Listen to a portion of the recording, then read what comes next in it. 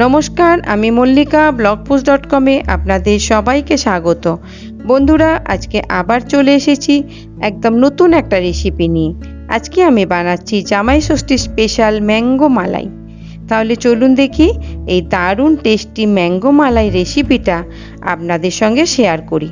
আর বন্ধুরা, যদি আমার ভিডিওটা আপনাদের ভালো লাগে তাহলে অবশ্যই লাইক করে কমেন্টে জানান। আর নিত্য নতুন ভিডিও পেতে অবশ্যই আমার চ্যানেলটিকে সাবস্ক্রাইব করুন। পাশের বেল আইকনটি প্রেস করুন যাতে আমার যে কোনো ভিডিও আপলোড হওয়ার সঙ্গে সঙ্গে আপনার কাছে পৌঁছে যায়। বন্ধুরা, একটা কথা জানিয়ে রাখি, ম্যাঙ্গো মালাই তৈরি করার জন্য এখানে আমি টক দই ইউজ করেছি, কিন্তু এই টক দইটা একদম টাটকা টক দই, যাতে কোনো টক ভাব নেই। আমাদের এখানে মৃত্যুঞ্জয় সুইটস একটা টক দই পাওয়া যায়, একদম ক্রিমি একটা টক দই, এটাতে একটা হালকা মিষ্টি ভাব থাকে। এই দইটা দিয়ে আমি করি, খেতে খুব ভালো হয়। আপনারা যদি এরকম দই না পান তাহলে অবশ্যই মিষ্টি দই ইউজ করবেন। আমি নিয়েছি 4টে আম, আমাদের গাছের আম্রপালি আম, আর লাগছে 500 গ্রাম ওই টক দই, লাগছে গুঁড়ো দুধ, লাগছে চিনি, ভ্যানিলা এসেন্স, আমন্ড বাদাম, কাজু বাদাম, মধু, আর লাগছে কালো কিশমিশ। প্রথমে আমি একটা মিক্সিং জার নিলাম, নিয়ে ওই দইটা দিয়ে দিচ্ছি। দইটার জল কিন্তু আমি নিইনি, শুদ্ধ দইটা আমি নিয়েছি। এই দইটাই কিন্তু ক্রিমটা খুব বেশি আছে, একদম মানে ফুল ফ্যাট মিল্কের দুধ থেকে এই দইটা তৈরি। এখানে আমি 2 টেবিল চামচ চিনি দিলাম আর একটু ভ্যানিলা এসেন্স দিলাম। এই দইটা এমনিতেই হালকা মিষ্টি বলে চিনি আমাকে বেশি দিতে হয়নি, তবে খুব টক দই যেন করবেন না, খেতে ভালো হবে না। এবার এই দইটা আমি সরিয়ে নিচ্ছি, একটা কাঁচের বোলে সরিয়ে নিলাম। এইবার ওই আমগুলো থেকে আমি ছোট ছোট পিস করে টুকরো করে কেটেছিলাম, সেটা আমি একটা সসপ্যানে নিয়েছি, তাতে 3 টেবিল চামচ চিনি দিলাম আর হাফ কাপ মতো গুঁড়ো দুধ দিলাম, দিয়ে আমের সঙ্গে ভালো করে এটা মিশিয়ে রাখছি। দেখুন, ভালো করে এটা মিশিয়ে রাখছি।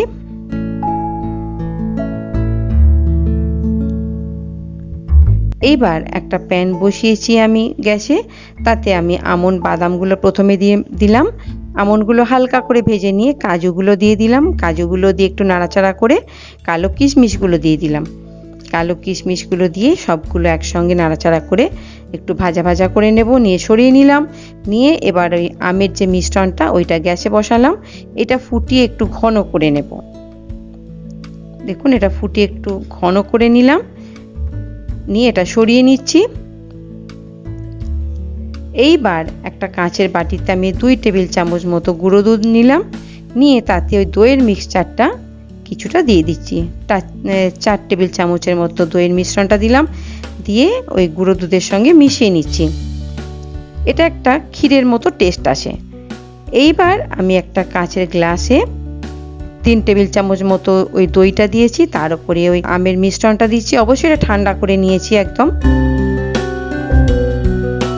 দিয়ে এবার ওপরে কিছুটা অংশ আমি খালি রেখেছি, সেখানে আমি ওই গুঁড়ো দুধ আর দইয়ের যে মিশ্রণটা ওইটা দিলাম, দিয়ে সবার উপরে আমি দুধের সর আমি তুলে রেখেছিলাম, দুধের সর আমি দিয়ে দিচ্ছি। এটা আমার নিজস্ব স্টাইল। আর তার উপরে আমি আমন্ড আর কাজু যেটা ভেজে রেখেছিলাম সেটা ভেঙে গুঁড়িয়ে দিলাম, তার উপরে ড্রাই ফ্রুট দিয়ে, তার উপরে মধু দিয়ে ওটা গার্নিশ করলাম।